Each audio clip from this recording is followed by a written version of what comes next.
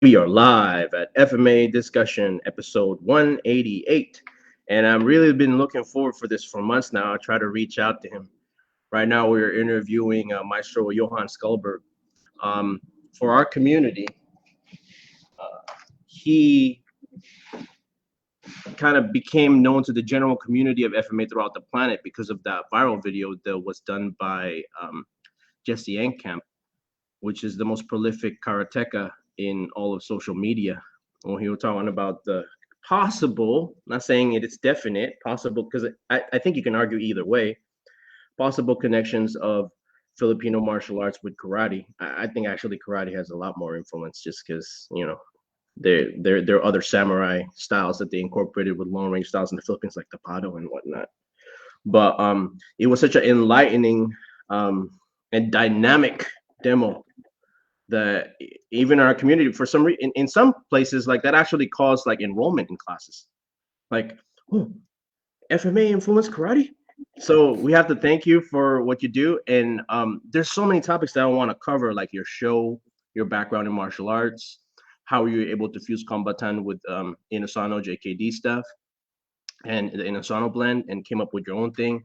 Your training with LEO in the military, and then your work in the entertainment industry over there. Because now I'm gonna ask the Ingmar Bergman type questions, because you're Swedish. Oh wow! And maybe some guys personally message us about the biker wars, and I'm like, hey man, we're not supposed to be talking about that. Yeah. They're great biker wars of the '90s. So please go ahead, sir, and tell us about what got you started, like in the martial arts. But perhaps before that, we should talk about um what was it that cultivated that warrior ethos and spirit in you as a child? Like, was there like a singular event? Did you play cops and robbers, that kind of thing? What inspired me as a kid? Yes. I would say that's my parents and my grandparents, because they were always, I don't know, they were very physical in a way. Not that they were gym rats or fitness freaks or anything, but they really liked to use the body. We used to do walks, swimming a lot, bicycle vacations and stuff like that. So I always loved to move and use my body. And for training, then, I didn't like the regular sports like ice hockey and soccer and stuff like that. So eventually I found martial arts, and I was 7 years old then, I was intrigued by it and just want to learn it. And I just started with jiu-jitsu and got stuck right away there. But I would say my inspiration to move and use your body is from my parents and my grandparents. My granddad, he was a wrestling champion in a small area in Sweden, and my granddad on my dad's side, he was a swimmer and stuff like that. So they were my role models, and I want to be like them. So I like to be physical, sort of. So you always had that Beowulf and Thor type of warrior spirit inside you because you're a Viking. Yeah, maybe I didn't think that much about the Vikings when I was 7 years old, but it's part of a Scandinavian heritage, so it's a little bit there, yeah, for sure. So what was your official introduction to formal martial arts, modern Chinese combatant, or was it something else? I was something else. I started with judo and jiu-jitsu. That was I'm really bad with years, so I apologize if I say some years incorrect here, but I think it was 73 or something. And I just didn't know what it was. So me and the buddy, we went to this jiu-jitsu class, and didn't really know that much about martial arts at all, because there wasn't that much information about it in Sweden and back in those days, all over the world, I would say. But I still remember in the end of the class, we were all the kids were in the line there, and the instructor was asking high or low, and I didn't even know what I was answering, so I just said high, and he made a high throw on me because we've been practicing break force, and I thought that was the coolest thing, that you can throw somebody and without being hurt and do it again. So that's the moment when I was stuck for martial arts. So essentially, it was a ipon that kind of Yeah, like you're like, oh, I'll this is gonna be a lifelong thing. yeah. Would you mind to know what it was? Drop Siyonage, El Sotogari. No, I didn't know anything. It's just a young kid who didn't know anything about martial arts. So that's where I started the journey. So I didn't know what we were doing basically, and I don't remember that much. I just remember that moment, standing in the line, being a little nervous, seeing what the other kids were doing, and they were throwing them, and yeah. But I remember that moment and the sensation that okay, I want to do this. That's awesome. And essentially from there, the bug got you. Did you like go? Because I know during your time, conscription was mandatory. Am I correct? Because it wasn't. It was just recently that they stopped the mandatory military service in Sweden. Was it not? Yeah, that was mandatory back in my days when I was doing the military there. So now, you were like super prepared because you already had like martial arts background. Like it must have been like you were kicking ass like when you're in basic probably. Yeah, I had good physics when I went for service there, but it's been a lot of martial arts, and I used to say, if I condense my story a little bit, because I've been doing so many martial arts and stuff since then, and I've been around with a lot of different things. But I would say that the mindset I learned from some of my masters was the mindset I used to cope with the military service, because I volunteer for special forces, and without that mindset, I think I would have been able to cope with it. In the military, we learn how much you can push your body physically. When the mind tells you that you're done, you can do everything again. So you can actually add another 100% when the mind tells you I'm done, and then you can do that again. And I think that skill and that knowledge that was very useful when I was competing. So hold on a second. I just have to, because I know that you have very extensive. You train LEO and military in Scandinavia. Were you a member of Sakhant? What was the name of your special forces over there? No, I was in the Navy. I was a Navy diver, so I was in the Navy. So you're a frogman, basically. Yes. Yes. Oh, yes. So it would be like a Navy spec war here in the United States in San Diego. It's like a SEAL. You'd be like a team member. Yeah. But like your equivalent over there. Yeah, I can't compare them exactly, but something like that. Doing explosives and documentation and search under the surface and stuff like that. Did you ever become friends with that famous actor? Because he was also a member. God, what is that guy's name? He played Tarzan. He's Swedish. He was in that True Blood show. No. Oh, he's a son of a famous thespian, a Skarsgård. Stellan Skarsgård. No, I don't know him. I'm not that well rounded in the movies here. I know a few people in the movie scene, but it's not. I'm not well known. I just know a few people. Yeah. So tell us about that experience. So before we sorry, because now I'm super interested. Before we continue about your martial arts background, tell us about like when you were part of essentially your teams over there, because you were a Navy diver. So I'm guessing you have a lot of technical diver experience as well, right? How far are you rated? How far? Because I'm deep diver rated. How far are you rated, sir? So deep dive. 60 meters were our maximum for the service there in the time of peace. That's awesome. So it's been a lot of diving, and I was on my way to work as a dive instructor after the military service, but I got a little bit fed up, and it was also tricky to translate the skills from military standards to civil standards, and I don't say there's anything wrong with the civil standards, but it was weird for me to lower the standards to teach to other people. It just didn't feel right to me doing that. So I changed my mind about being a dive instructor. Man, I wish I could have been part of something like that. I never volunteered for. What an interesting life you live. You must have been spoiled when you were training in the Philippines, because there's so many great wreck dives. Have you ever been to Guro? Yeah, I didn't dive that much in Philippines. I did dive in Puerto Galera, White Beach, I but have to. the dive center there wasn't really well equipped back in those days. So it was just a little, didn't really get that good equipment. So that was a short dive. It was really nice because I saw, I lost the word in English there now. I saw some interesting sea life there. Nudibranch? Yeah. There's a lot of nudibranch. Turtle, sea turtle. I saw a huge sea turtle. So that was special. And I was a little bit stupid because I got so intrigued. So I actually grabbed it because I just wanted. That's against the rules over there. Yeah, I didn't know. I was a little bit naive then, but it just swam away. Nothing happened. I was just so excited to see something like that because we don't have that in Scandinavia. Yeah, when our interview is over through social media, I'm gonna show you the videos I shot with the GoPro. Okay. With the dugong, the sea cow. Oh yeah. It's just so awesome. There's so much wildlife in the Philippines. Yeah.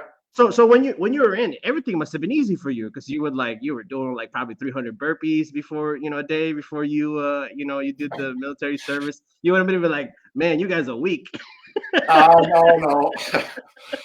No, I never really think like that. And I analyzed myself later on because when you're young, you don't always reflect on why you do things and stuff like that. And when I started to ask those questions, why did I do this? Why did I do that? And I just realized I was curious to see how far I could push myself, but I wasn't really that interested to compare myself with other people. I was more, okay, how can I do that? Or what would happen when I'm doing that? So for me, it was more interesting to understand myself.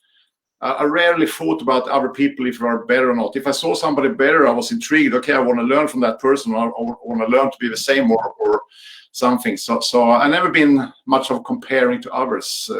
You had the right mindset from the very beginning, from the time you were young. That's awesome. So you were dropped. What gave you the bug essentially was like you got an ippon. So you're like, wow, this is awesome. I'm gonna keep this. Yeah. What was the martial art that followed after that? Then we started with karate, Kyokushinkai karate, with the same buddy who we started jiu-jitsu with.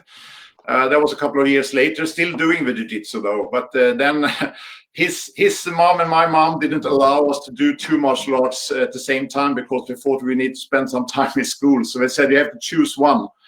So I picked jiu-jitsu and my friend picked karate, and then we were training together. So we kind of tricked our moms anyway to learn from each other. So you were like the moms were kind of like the stopgap. They were like a barrier kind of. Yeah, but we kind of tricked them a little bit anyway. So we trained with each other, me and my buddy there for a couple of years. And the jiu-jitsu that you have was more traditional. No, it was. How can I say? It was traditional. It wasn't BJJ or anything like that. But back in those days, it was a little bit non-traditional as well. My instructor there, Uno Feldhusen, he was kind of he was researching a little bit, so he didn't stick too much to tradition. He just wanted to try things, and if they worked, we kept doing them, and if they didn't work, we changed. So it wasn't. I would say it was non-traditional for that time. Today that would be seen as traditional jiu-jitsu. Yes. I got my first personal question here for Messenger. He's saying like, how is the difference in culture with instructing Scandinavians compared to instructing other nationalities, like meaning like Americans, Filipinos, Asians, like what is like the cultural difference when you're doing instruction? I noticed that for the most part, Scandinavians tend to be particularly Finnish. Yeah. and then the Danish people are the more outgoing Scandinavians. I'm just saying the generalization. Yeah. But go ahead, continue with Yeah, no, teaching in Sweden and Germany isn't that much difference. Of course, there's difference, but not that much. But I would say the Finnish don't speak a lot. You need to kill somebody in Finland before you get the wow from the audience, so to say. How about Icelandic people? How about Icelandic people? I haven't been in Iceland. I had students from Iceland on seminars and stuff, but I haven't been in Iceland myself personally. But how can I say? I got the question quite often which country I prefer, where I enjoy myself the most, and I also the same all the time. My skill is that I'm enjoying myself wherever I am. So it's not like I prefer to be in France before Germany or anything like that. If I'm at a place, I like that, and I find it intriguing to understand the people there, and I like to adjust a little bit to where I'm at. But I don't really think that much about differences. But yes, when you teach in Asia, people might not all ask that much because it's part of a culture to not ask questions, because and in Scandinavia, yeah, we're raised to raise questions, and even though a lot of people in martial arts feel a little bit intimidated to ask questions, but if you want to learn something, you need to ask questions. But there are differences for sure. A weird one was teaching in Sardinia many years ago, and all the ladies had like nightclub makeup on the training. That was a little bit strange. And so that was very different from everybody had really hardcore makeup for the training there. And that's not happening in Scandinavia, that's for sure. Let me ask you something. When you went to Sardinia, were there any giants? Were there people that super strong like Franco Colombo? No.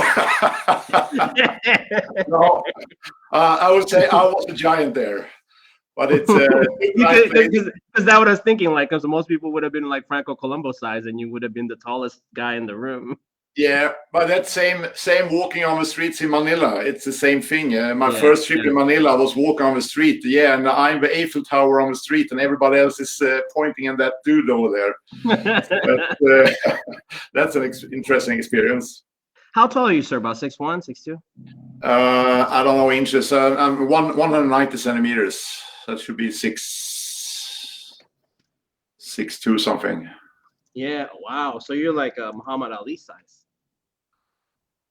Was it 6'2"? Yeah, about a little over, because that's a little over 6'2". That's like 6'2.8" or so. Yeah, that's about Muhammad Ali size, because he was just a little bit shorter than Foreman. Foreman's about 6'3". Yeah. I met him in person.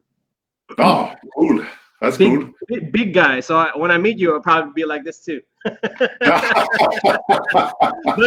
but George has like a 22-inch fist.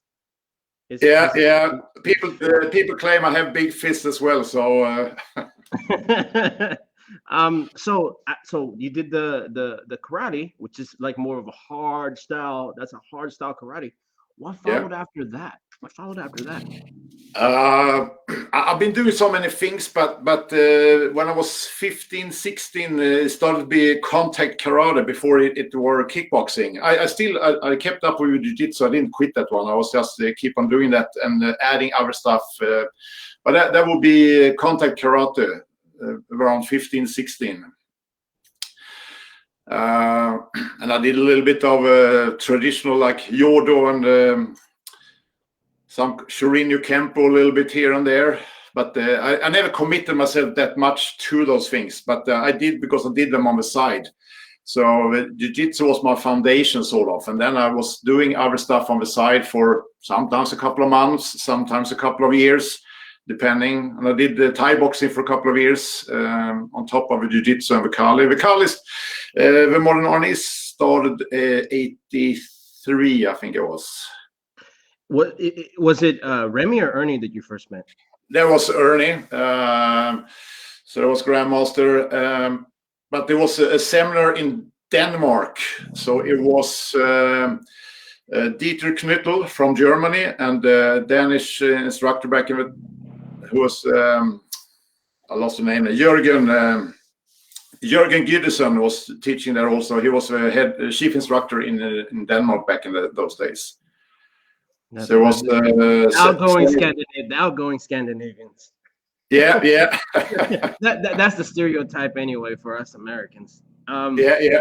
So when in '83, and you saw people like, man, they're starting with weapons right away. What gravitated, what grabbed you, like, to that kind of thing? Like, you saw it. Was it love at first sight, or were you just like, Yeah, no, it was, I would say, love at first sight. It was my jiu-jitsu instructor and I who went to that seminar in Denmark, and we were, hooked straight up, and we just said we have to keep doing this. So we just started to do it together with jiu-jitsu, and we had, and we just realized there was a lot of things that we lacked in the jiu-jitsu, and here's was the addition that filled up some of the holes, and like entries and stuff, and also the understanding of the weapons and all the things. So, and even though, I mean, a couple of seminars in the beginning, you don't know that much, but we realized right away that this is really valuable for us, and kept doing it since. Wow. And then you were under Jim Erning for like how long? Like 20 years or? I never really quit, sort of. But yes, sometimes in the beginning it was more to Philippines, and later on meeting other masters and stuff like that. I think it was, I don't know, 94, 96. Also started to study in and Eskrima under late Suru Mike and I. Yeah, it was taken far too soon. Yeah. He's big for a Filipino. Yeah, he was big for a Filipino, and he died very unexpectedly. So, yeah, sad. Yeah, that stuff that he does, the reactive knife drills, is very golden stuff. Yes. That's awesome. Because I know, wasn't it Dieter who did the DVDs for that? Yes, Dieter did the DVDs, and I was assisting, I think 3 of them. It was the reactive knife, Largo Mano, and PSNA, pressure points. Yeah, so if you heard that, folks, just like try to get those very sought after rare DVDs, and you'll see Johan Skalberg in his young days. You'll be like, hey man, he got a little bit more hair over there. yeah, more hair. I really like, because I have that those videos, and then so I got a request from one of my friends, so I'll give him that stuff. He was requesting knife video, so I'm going up north, 6-hour drive. So I really enjoyed that. That was really golden stuff. So you were able to fuse that. So you have the methodology of Kombatan, and then you were trained by the Inayan system by the late Inay. When did the Inosano blend came along? When did the JKD? I never done like Inosanto stuff over time. It's been a little bit back and forth. I'm meeting different masters, but how can I say? I haven't been like a student of Inosanto on a regular basis. In the beginning, it was a lot of seminars in Sweden and Scandinavia. Inosanto was here once, and he had Kasmagda with him then. Oh, Kasmagda. Yeah. And after that, Kasmagda was visiting Sweden on a regular basis, normally in Stockholm. So I used to attend those seminars. And later on in the south of Sweden, another instructor started to come in, Rick Tucci. Was also in Sweden. But I think I had more seminars with Kasmagda and than Rick Tucci. So essentially, like, when were you able to begin to synthesize? Because that's a really golden period. Like Rick Tucci would be like, he trained under like Herman Sawanda, like PG Edgar, Paul Detars. They're basically the people around Guro Dan, right? Yeah.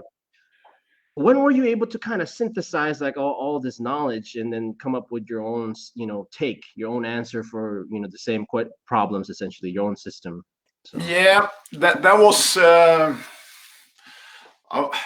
would say Jeff Espino and I, we started to our plan was, when we started to do the EKF system, we never really thought about starting a style or something. We just wanted to make Filipino martial arts a little bit less confusing in the beginning and make them a little bit easier to grab and understand. And our original plan was to make it more available for martial artists, because we were also martial artists and realized that the Filipino martial arts was really, really good.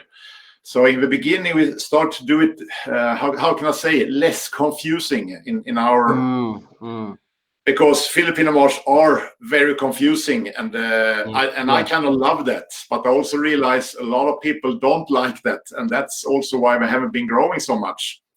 So the idea was to make a little program which had a little bit of everything. So there we picked things from different styles: Kali, AKD, Inayan, Kombatan, and the different styles. And we just made that little program. And in the beginning, it was a tiny little program with 2 pages, just to provide an easy access to Filipino martial arts for martial artists. I just got to give a shout out. We got a personal message right now in the chat board. I didn't know that. This is an IP friend of mine, an indigenous person in the Philippines, Michael Guevara Bugnosan. I didn't know he was a student of yours. He says, Kali Sikaran is my base, bro.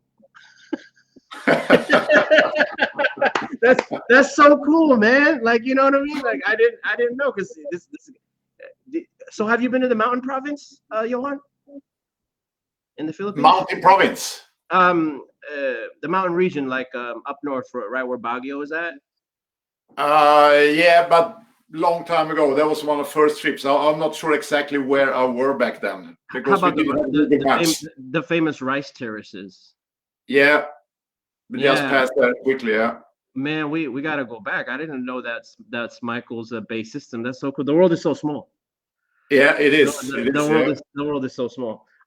So you were able to synthesize. So this was probably what, in the late 90s, early 2000s, or early 2000, because up till 2000 it was a lot of things that happened. But I went professional 1999. So then that's when I started to teach full-time martial arts, and I had a private student who was kind of a high-level marketing guy. He was doing marketing for Volvo and big brands like that. And he convinced me that I needed to only say one thing, because back in those days, we were a little bit of a fanatic. We had a gym. We did teach. We were teaching.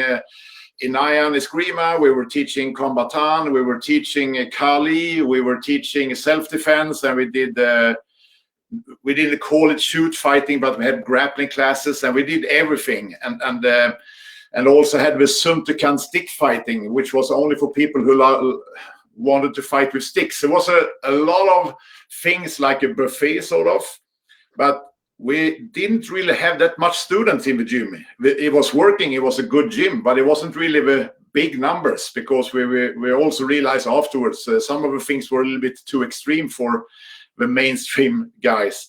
But my marketing guy said, you're only allowed to say one thing, and if you want to brand that, what would that be? And of course, this was a long process, but that's when we decided, okay, we're going to branch everything under the name Kali Sikaran. And back then I did that with Jeff Espino, and we built that brand and put everything together that we wanted to teach as our brand. That's awesome. That's awesome. Because that was a very kind of golden period for FMA, with all these like new systems branching out and kind of synthesizing, different more traditional FMA brands. And you were kind of like one of the first, like, in that tip of the spear, kind of thing, the pioneers of that era of maybe I never thought about it like that, but that's cool. So how here's the thing, a question that we got that I got was DM'd to me the other day. How has the nature of your business changed because of the pandemic? Because I'm guessing back in the day, you must have been flying all around like GM Erning was in his prime, right? Yeah, I've been traveling a lot for the last 20 years. I've been more abroad than in Sweden, sort of. So I've been traveling immensely. But yeah, everything changes. I'm doing some online seminars and some online private lessons, and I have a few private students here in Sweden as well. So it's a totally different way of working now. So of course I'm not doing seminars, but yeah, I've been doing a few seminars. I did one with colleagues in Spain and did one in Canada and stuff like that. So but it's different. It's not the same thing to do a seminar on Zoom like it is to be there physical, but yeah, you have to adjust. Yeah. So concerning that, I know you're working with the marketing guy, and so like that's one of the reasons for your success. Were they the ones who told you to start your show? Because that's kind of a popular show in Europe. I don't know really. It's been a long journey to get there. But we were talking. One of the guys in KSI, Sikaran International, Heikki Martikainen from. He's originally from Finland, been living in Sweden, but now he's based in Australia. But he talked about that he wanted to do like a talk show on one of his anniversaries, and I kind of like that idea. So later on, we did the talk show on one of our big events. We used to have something called Christmas Special, which is a little bit the end of the year event for Sikaran International. And we thought like, okay, everybody cannot join the seminar, so let's do a talk show. So even if people can't be here physical and celebrate with us, we bring in everybody in the community to celebrate together. And that's a little bit where it started. And of course, with COVID, let's do this more on a regular basis, because people need to see that things is happening and share some good energy and bring people together. That's awesome. And so now, because of the pandemic, like other luminaries of FMA, do you have like online courses that, you know, like a detailed online course that people can download or pay like a monthly subscription for? Yeah, we are working with quite a few actually, and we're just about to launch one I call a crash course to Sikaran, which is a little bit like my regular introduction. So people who seen me introduce Kali, that's what we do on that crash course. And we're also working on updating the programs and stuff like that now. So our grading requirement on those programs is also getting up online here while we're speaking, actually. So sir, what I would like you to do when our interview is over, to provide me the links for that so that I can post that in Dean's wall underneath the comment section of this episode. And also when we download this episode and post it in YouTube, we will post this for the particular post in FMA discussion of this episode. Okay. Oh, cool. So that, you know, yeah, because the FMA community really need to help each other. The more we can promote it, the better for everyone. There's room enough for everybody. There's 7 billion people on this planet, and we're never going to run out of students. Yeah. and then so that's my question. So you have different modes of instruction. Another question that was sent to me the other day. So you have like kind of like the civilian side. How does that differ from the LEO side, and then how do you break your day down? Like, what is like the percentage? Like, you teach like 30% LEO military and then 70% civilian? I don't teach military on a regular basis right now. It's been different. Sometimes I've been invited to like a police academy or a military academy, and sometimes it's been with units who are going for a mission. So you prepare them for going on that mission. So I'm not teaching special forces or anything on a regular basis. It's more like you get a request. Can you come here and teach us? And normally they have a specific topic they want to advance in or work with or add to their current setup, sort of. Cool. So that it kind of like ancillary. You're like a bonus, basically. It's like yeah. That's cool. So I'm not teaching on a regular basis now. So now it's as it is now. It's private students, and we have a little bit of premium class groups. We don't have regular groups now. So also due to COVID, so we just do small groups and then make them a little bit more exclusive. And then I do a little bit mindset with companies as well, because later years, like I said earlier, that I was intrigued in how I can push myself, and of course there's a mindset to that. So I'm teaching that mindset to corporates and stuff, or sometimes a little bit individual coaching as well, but not that much.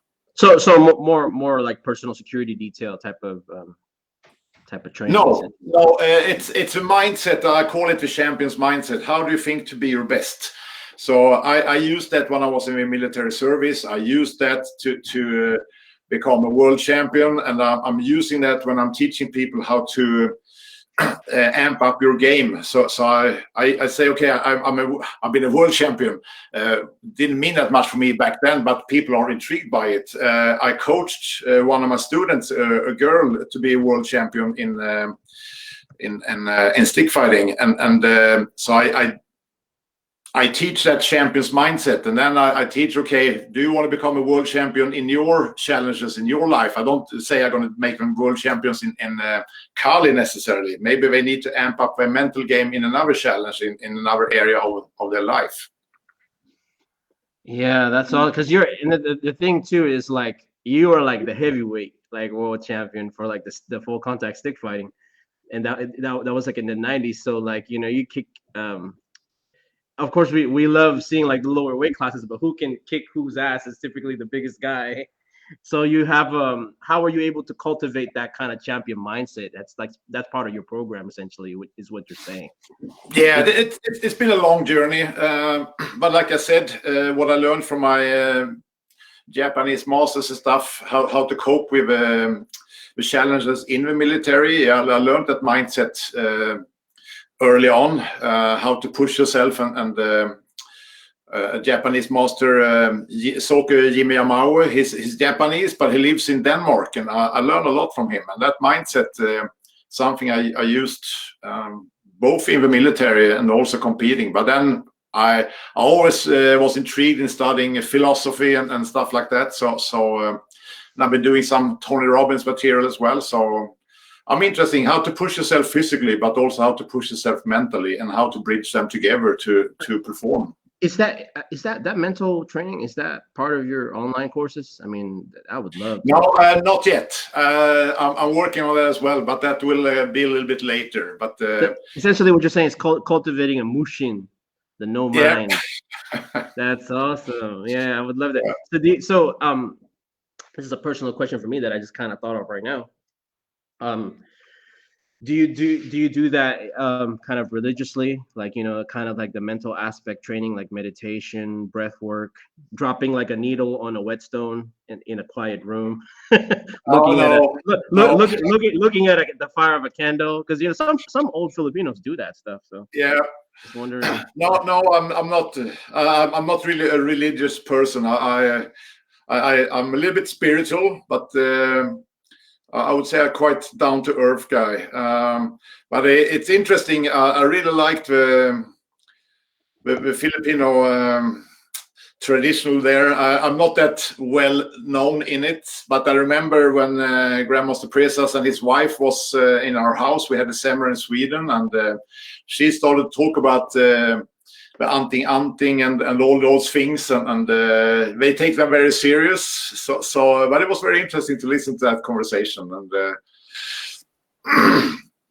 yeah. but I'm not that deep on anting and stuff. But no, it's not. I'm just saying, like, the mental training, like, you know, like yeah. I like to do exercises like meditation or just how to focus when you really need to, really have to. And I also realized I was on a Tony Robbins event where we did some exercises, and we had to walk on hot coal. And before walking on hot coal, you have to set yourself up with a specific mindset, and you can't hesitate. You have to be very focused, and you have to do all these things. It's a little bit like a ritual. And after when I've done that, I realized that preparation we did there when walking on hot coal is basically the same like I did when I was competing, which was interesting. So yes, if that's what is that how you set yourself up for performing?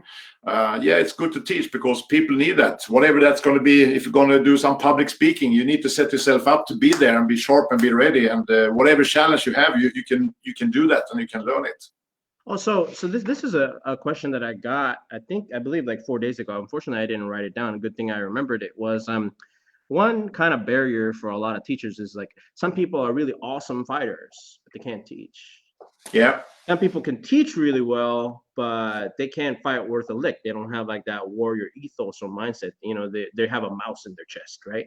You're both. You're essentially a both guy. You know, been there, done that kind of dude with military special forces experience as well. and then a world champion.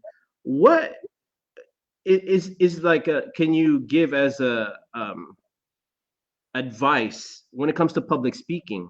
Because typically that is like the weakness of a lot of very knowledgeable maestros or like old badass men, is like they're great fighters or whatnot, but they're horrible when it comes to their like public presence. They can't teach worth a damn because it's just like, just do what I do, like, kind of thing. Yeah. Did you take any classes like Toastmasters, if you have anything equivalent like that in like in Scandinavia? Or no, I never done any Toastmasters or stuff like that.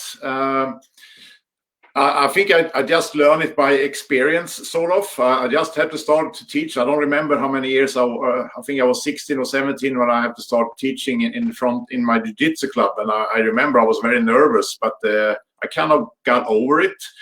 But I mean, we have teachers in KSI, and I like to bring up good teachers in our group and in the community. And but I would say the number one thing is not to be there to show everybody how good you are.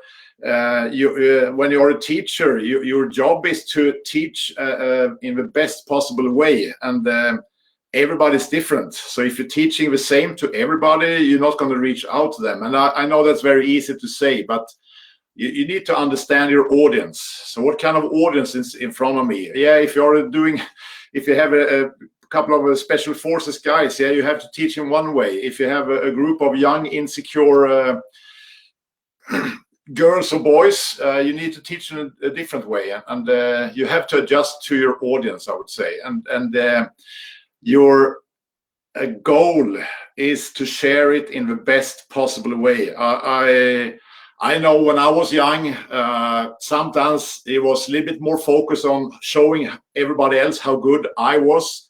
And I know that's not a good instructor, but I've been there. I grow out of that. So now I take pride in how good I can make other people, because that's more, I prefer to brag about, okay, I taught this person and now they are better off. You can't say that everybody's going to be a world champion, but if you can teach a person and you see that they grow, whatever that is, a better technique or more confidence or just the excitement of enjoying that training. And yeah, that's my reward, and that's what I love, and that's my passion. And if you want to be a good teacher, you want to have that desire to want to share the best you can.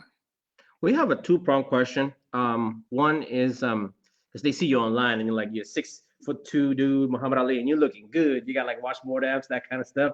What do you have any tips on longevity? Like, like when it comes to like, do you do yoga? Do you do hot yoga? What's your diet, that kind of thing? And it's like, do you stay away from alcohol?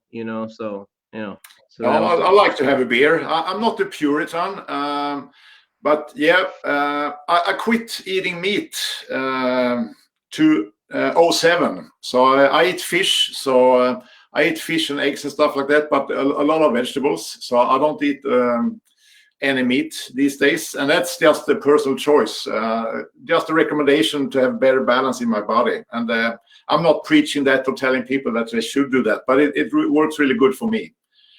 So you really have a typical Viking diet, because they have a pescatarian diet typically with all the cod for the vitamin D and E. You know what I'm saying? Yeah, sort of.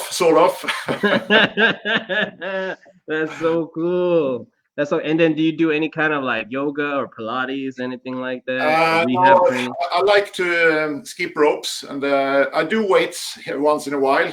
Not that consistent, but I like to do some weights just to preserve the body. And especially when teaching a lot of martial arts, it's kind of tough on the body when you teach a lot. So doing some weights just to make sure the ligaments and knees and stuff is holding up, and then I like to skip ropes. When it comes to training, this is kind of like I don't understand why this question is not asked more, and it should be, particularly for very experienced teachers such as yourself. Can you give people tips on how to teach little children?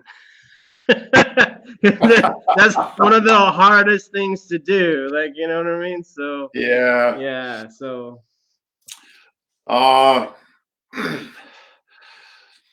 not complicated it. And sometimes I made a mistake myself. You're so eager to teach them so much, but you want to make sure they're having a good time. Of course, I don't want it to be only playing around and not caring about if they learn anything. You want to give good content for sure, but sometimes adults and especially parents are too eager to make their kids too good too soon. And it has to be that pleasure of doing it. But it shouldn't only be fun, because we want to teach them good skills, life skills.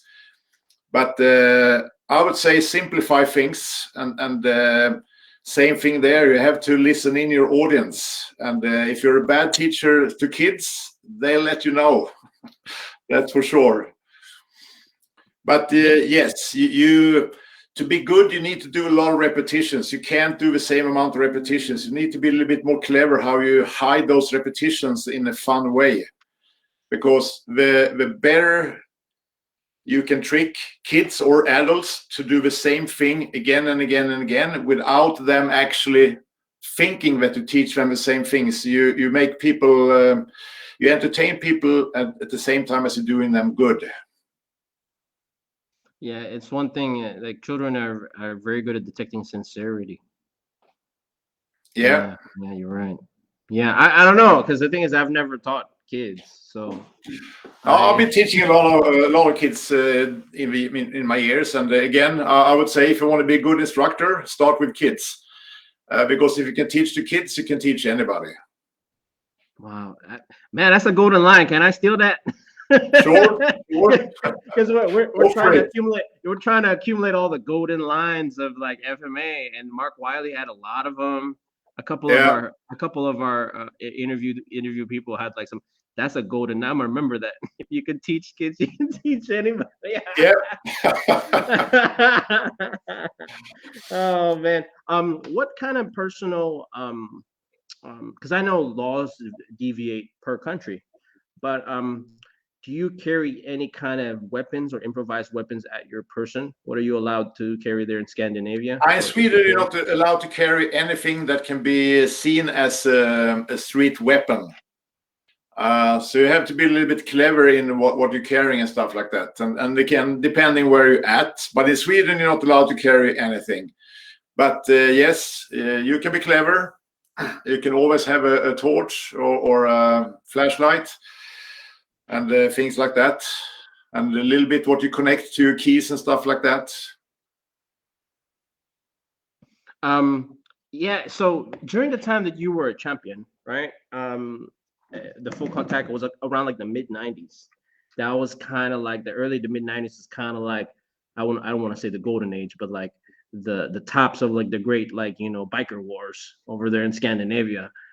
Can you tell us about that? And like, were there any like FMA practitioners that was like part of that scene, or protected people? Did you train like LEO that were like, hey man, this is what you do? I had a couple of students from the biker scene. I didn't know they were bikers then, but some of the bikers spin in my club. Oh, so there you go, folks. The great Viking biker wars. There's FMA thrown in there. Yeah, it's not sure, but yeah. How is the situation there now with is it a little bit more peaceful? I know there were like some bombings, it's kind of going back to that. Sweden is not a peaceful country any longer. It's upside down. Uh-oh. And it will not get better because we have a poor leadership in this country, and that's terrible. I don't want to go there, but it's not good. It's not safe. It's a lot of shootings and a lot of violence. I don't, of course, it's not good. I don't want that to happen to your people. I love you, Viking people. But now it's almost like you're not going to run out of a job. That's job security for you. Yeah, sort of. Yeah, that's not cool. Because I've been hearing like from my friends, because I have friends in Denmark across the border, and they don't have good things to say. No, it's not good. Denmark has a little bit better legal measures and stuff like that than Sweden, but Sweden is terrible. Sad to say, but that's how it is. They need to have like what you call it, the bomb disposal people over over Yeah, there yeah. I don't know what they need. from our guys. Yeah. But the weird things, I don't want to go into politics here, but I have a police friends who said that they were very concerned about the gangs and stuff like that for many years ago, and nothing has been done. So hence the situation now. But it's not like they didn't know, they didn't see it coming. The police saw it coming, but they haven't done anything. So we are where we are now. Yeah, America needs to send some EODs over there. Yeah. Yeah. All right. So stepping that thing, we don't want to end on a negative, negativity. No. For your branches across, the world, because you have Kali Sikaran obviously in Scandinavia, in Sweden or whatnot. Tell us about your other branches, so what are your other footprints? We got in Australia, in Melbourne and Perth. We got in Canada, in Sherbrooke, and some other coming up in Canada as well. We got a little bit in the US, not a whole lot, but have a couple of. We're not really selling. We were about to start open up in US, and then the COVID hit, so it never really got formalized. But we have some people there who want to get started, and then Germany, UK, Belgium, Finland, of course, Spain. Cool. So you have a very big footprint. The sun doesn't set on Kali Sikaran. Yeah. We want to grow for sure, but step by step. We're not huge, but we are a little bit all over. But we're winding down in our interview now, so I'm going to ask the fun questions, right? Okay. Do you or any of your students work in the film industry over there? Because I know that you were part of several shorts, right? And you were like a Russian guy. You're like a Russian military dude. We gotta find that online. Can we edit this away? Oh, that was terrible. That was terrible. At least here I can say I was part of the entertainment industry. At least I can say my actors and actresses, they became big. One ended up having a Super Bowl commercial. The other one ended up having a movie in Netflix. So I'm very proud of that. Yeah. No, I have a student who's an actress. Her name is Moa Malan, and that's years ago now. But she's one who's in our talk show. So it's me and Moa Malan who's doing the talk show we're doing, and she's an actress. And so I prepared her for a pilot. That was an action movie called Redeem the Movie. So that's one, and she's in the movies. So I think she has at least, I don't know which channel it is, but she has been doing some movies, and she's in the business, so to say, and also working to get over to North America as well. But I also know she's been a little bit stalled by COVID there. But wow, yeah, but she looks like Ingrid Thulin. Yeah. Yeah. So she's been doing a lot of Kali since that project. So yeah.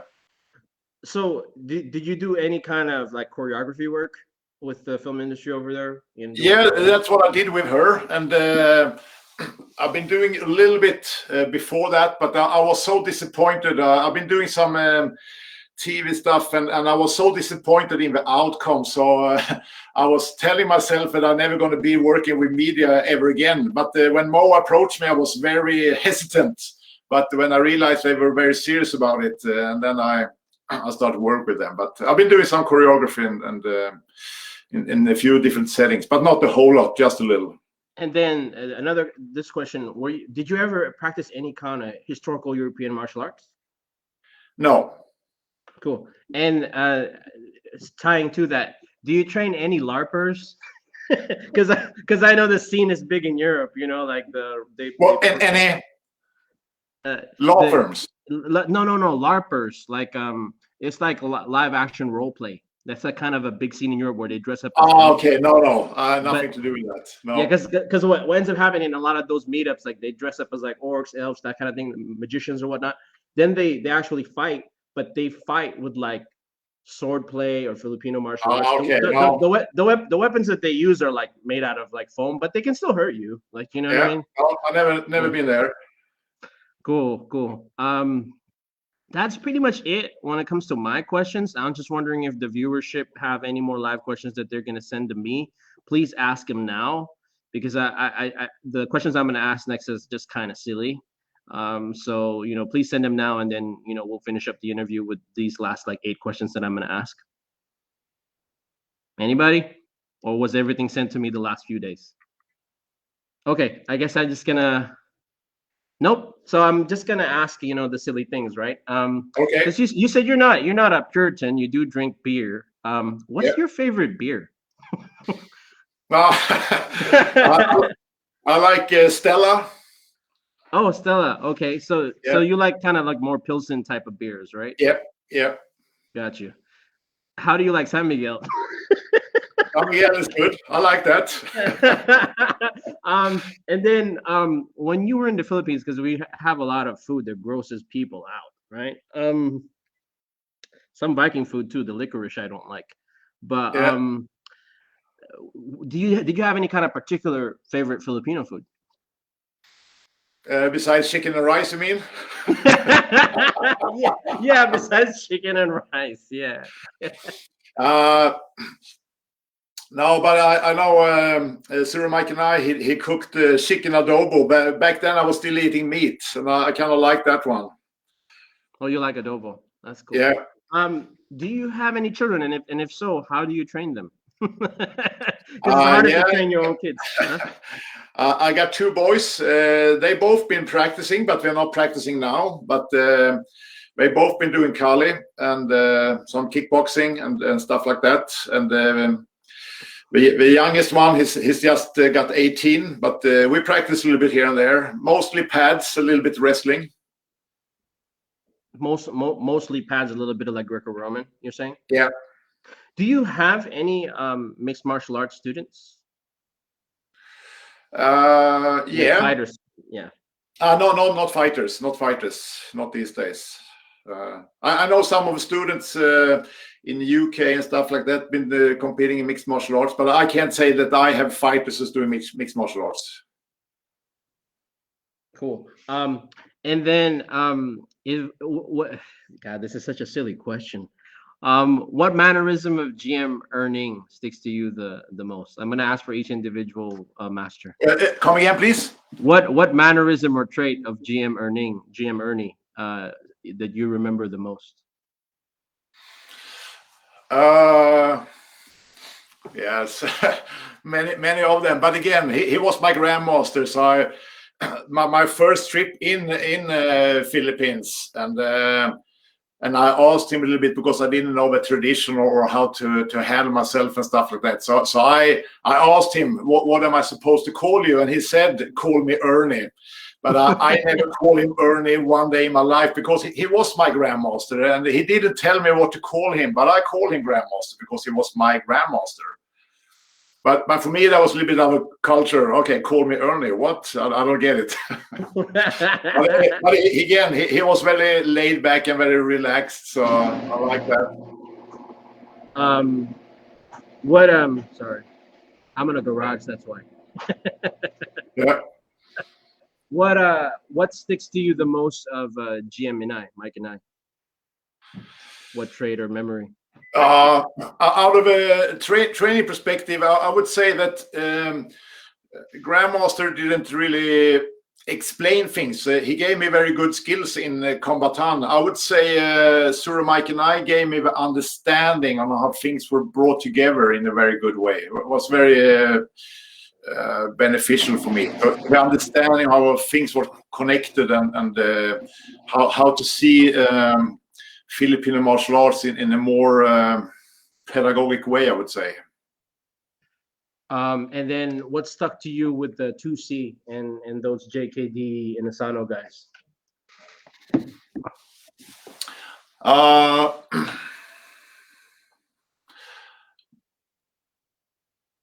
I would say when Innocente was in Gothenburg, and he talked about that Cas Magda has been fighting full contact stick fighting. And then Guro Dan said, yeah, that's probably one of the most extreme things you can do. And then that's when I popped into my head, I want to do that. How positively Viking of you. That's hilarious. Oh, man. That's like a Bergman movie. Yeah. See, I told you this is going to be where the fun questions were. We did get a final one from one of the viewers. He says, what is your next big project? My next big project is actually the Champions Mindset. Because, love doing martial arts, but we're a little bit limited how much I can share with the world now. Of course, I'm going to keep on doing online classes and teaching online, but I also know that a lot of people need to work with a mindset now, because a lot of people are struggling, and we are all challenged one way or another with COVID. So the Champions Mindset is going to be something I'm working a lot to share for people who's not into martial arts, and then I want to work with that. I'm going to get rid of my belly using your pescatarian protocol. Yeah, okay, go for it. Because like people are like, hey, Julius, you can spar for like 5 minutes on end, but you have like a big tummy. I'm like, oh yeah, you're right. I don't have a comeback. I don't have a comeback for that. You know what I mean? No.